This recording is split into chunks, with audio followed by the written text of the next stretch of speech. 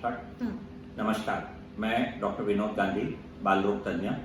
आज आपको breast feeding के बारे में कुछ बताने जा रहा हूँ। ब्रेस्ट फीडिंग के फायदे के बारे में मुझे लगता है सब लोग पूरी तरह से वाकिफ है। ब्रेस्ट फीडिंग के फायदे बच्चे की माँ को भी है और बच्चे को भी है, और दोनों भी इस फायदे से वंचित नहीं रहना चाहिए।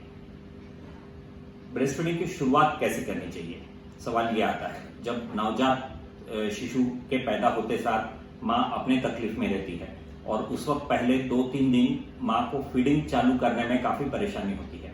इस वक्त जो लोग माँ के साथ एसोसिएटेड है, उन लोगों का सबका काम यह है, चाहे वो मेडिकल डॉक्टर हो या कोई हेल्थ वर्कर हो या बच्चे के रिलेटिव हो या गायनेकोलॉजिस्ट हो, सब लोगों ने माँ को ये सपोर्ट देना चाहिए कि शुरुआत के 2-3 दिनों में जो तकलीफ उसको होने वाली है ये आगे नहीं रहेगी और फीडिंग अच्छे तरीके से करना चाहिए। पहली बार जब फीडिंग किया जाता है, जब पहले बच्चे के समय, उस समय माँ को कई चीजें नहीं समझती है और उनको अगर हम प्रॉपर तरीके से सलाह दें तो वो चीज बराबर हम सॉल्व कर सकते हैं। नवजात शिशु की पहले 1-2 दिनों में भूख बहुत कम रहती है और बच्चा जस्ट थोड़ी देर फीडिंग लेता है और फीडिंग लेते साथ ही उसका पेट भर जाता है, वो सो जाता है। तो कई बार माँ को ये लगते रहता है कि बच्चे ने बराबर फीडिंग लिया है कि नहीं लिया है। शुरुआत के दिनों में जो माँ का दूध रहता है वो काफी गाढ़ा और ऑयल से रिच, मतलब एनर्जी से रिच रहता है, जिसको कोलोस्ट्रम कहा जाता है। तो कोलोस्ट्रम थोड़ा सा भी पेट में गया तो बच्चा जल्दी से सो जाता है। तो इसलिए शुरुआत के दिनों में जरूरी नहीं कि बच्चे को बहुत बहुत ऊपर का दूध दिया जाना चाहिए क्योंकि माँ को दूध नहीं आ रहा है। ये कॉमनली मिस्टेक सब लोग करते हैं कि बच्चे को अननेसेसरी ऊपर का दूध देने की कोशिश करते हैं, फिर जिससे बच्चा उल्टियां करने लग जाता है।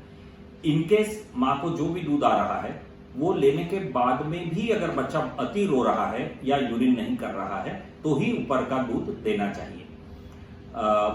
पहले दिनों में बच्चा यूरिन कितनी बार करना चाहिए, ये भी एक सवाल हमेशा रहता है कि पहले दिन अगर बच्चे ने 1-2 बार भी बाथरूम किया तो भी हमारे लिए वो एडिक्वेट है। दूसरे दिन बच्चे ने 2 बार 3 बार भी यूरिन किया तो भी हमारे लिए वो एडिक्वेट है। और ये 6-7 दिन तक बच्चा दिन भर में 6 से 10 बार यूरिन करने लग जाता है। तो जैसे जैसे माँ का दूध बढ़ेगा ये पैटर्न ऑटोमेटिकली इस्टेब्लिश होएगा।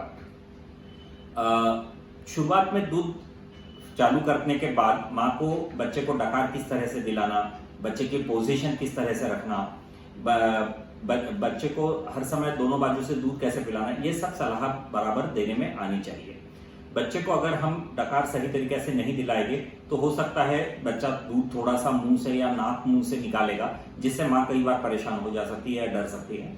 तो ये प्रॉपर डकार दिलाने का और फीडिंग हो जाने के बाद बच्चे को सिर ऊपर रख के सुलाने का, ये 2 चीज बराबर सिखाने में आनी चाहिए।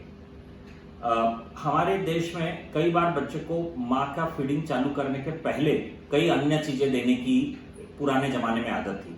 जैसे कुछ लोग शहद चटाते हैं, कुछ लोग शहद और पानी मिला के देते, कुछ लोग गुड़ और पानी मिला के देते, कुछ लोग गैया का दूध देते। ये सब चीजें गलत है और इनमें से किसी भी चीज को हम लोगों ने बढ़ावा नहीं देना चाहिए। बच्चे के लिए माँ का दूध यही अमृत है और माँ का दूध चालू किया तो बच्चे के लिए वही परिपूर्ण है और माँ के लिए भी वो काफी सेटिस्फैक्टरी होता है। और जितना जल्दी हम माँ का दूध चालू करेंगे उतना जल्दी फीडिंग अच्छे से एस्टैब्लिश हो जाएगा, जो माँ और शिशु दोनों के लिए सही होता है।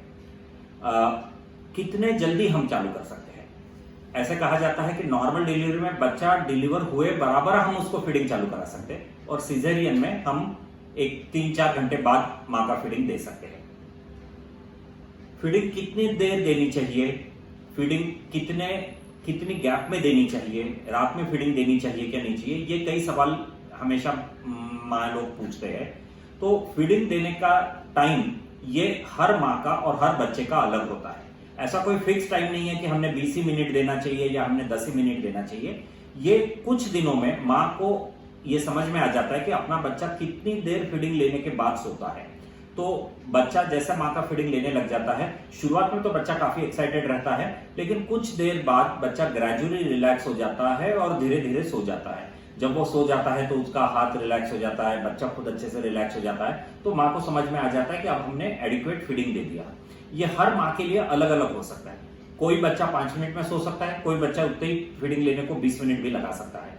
तो ऐसा कोई फिक्स टाइम नहीं देना। हर समय जितना भी माँ को दूध है उतना पूरा बच्चे को पूरा पूरा देने की कोशिश करने का। हो सकता है इसमें 5 मिनट लगे या 20 मिनट लगे। 2 फीडिंग के बीच में टाइम कितना रखने का।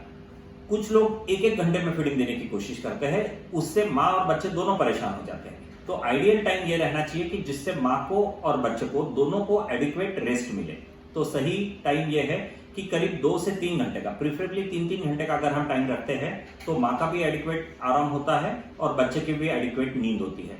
बच्चा जितनी देर सोएगा उतना उसका वजन सही तरीके से बढ़ेगा।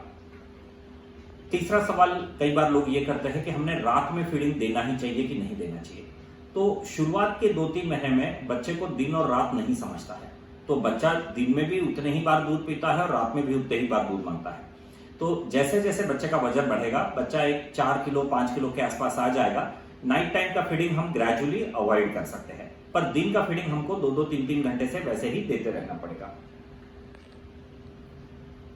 कॉमन इश्यू लोगों के रहते हैं कि बच्चा बहुत रोता है, बच्चे के पेट में दर्द है, बच्चा दूध निकालता है।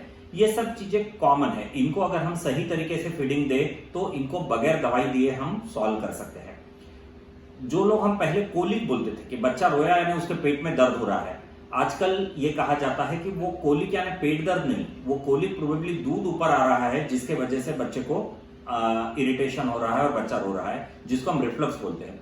ये अवॉइड करने के लिए उसको अति लंबे समय तक फीडिंग नहीं करना, फीडिंग करने के बाद डकार बराबर दिलाना, बच्चे को सिर ऊपर रख के सुलाना, ये हिफाजत अगर हम करते हैं तो ऑटोमेटिक ये बार बार रोने वाली चीज कम हो जाती है। एक और प्रिंसिपल है फोर मिल्क और हाइंड मिल्क। मां के शरीर में जो सामने की तरफ दूध होता है उसको हम फोर मिल्क बोलते हैं। ये यूजुअली थोड़ा पतला और एनर्जी इसमें कम होता है, लेकिन जो पीछे का मिल्क रहता है जिसको हाइंड मिल्क बोला जाता रहता है, ये गाढ़ा और एनर्जी में भरपूर रहता है। तो अगर मां हर समय बच्चे को कंप्लीट फीडिंग करेंगी, पूरा मतलब फोर मिल्क और हाइंड मिल्क पूरा मिला के देगी, तो बच्चे को एनर्जी रिच वाला फीड मिलेगा, तो बच्चा वजन भी अच्छे से बढ़ेगा और सेटिस्फाइड भी बराबर रहेगा। लेकिन अगर मां बार बार फीडिंग कर रही है, थोड़ी देर में फीडिंग करती है, तो बच्चे को हर समय सिर्फ फोर मिल्क ही मिलता है, तो ऐसा बच्चा भूखा रहता है, ये बार बार रोता है, ये सेटिस्फाइड नहीं रहता, और कई बार ये ग्रीनिश कलर की थोड़ी पॉटी करते रहता है। तो अगर ऐसा हो रहा है तो प्रोबेबली हमारा फीडिंग का तरीका गलत है, वो बराबर तरीके से मदर ने ध्यान देना चाहिए। 2 इंपॉर्टेंट चीजें हमारे देश में रहती, एक ब्रेस्ट फीडिंग के समय का हाइजीन और दूसरा ब्रेस्ट फीडिंग मदर का डाइट। ये 2 चीजों पे जो लोग इसमें एसोसिएटेड उन्होंने ध्यान देना चाहिए। हाइजीन ये फीडिंग चालू करने के पहले भी इस्तेमाल होना चाहिए और फीडिंग चालू करने के बाद भी इस्तेमाल होना चाहिए, ये आपको गायनेकोलॉजिस्ट सही तरीके से बताएंगे। और दूसरा है मदर का डाइट। पहले के जमाने में हम माँ को खाने ही नहीं देते थे, माँ को सिर्फ थूली और सोजी और ऐसी चीजें कुछ देते थे। ध्यान रखें कि हम मदर को जितना खिलाएंगे बच्चे को उतना ही सही तरीके से दूध मिलेगा। तो इसलिए माँ को जितना वो रेगुलरली खाती है उससे 1.5 गुना खाना खिलाने की कोशिश करना चाहिए, तो माँ और शिशु दोनों को परिपूर्ण आहार मिलेगा।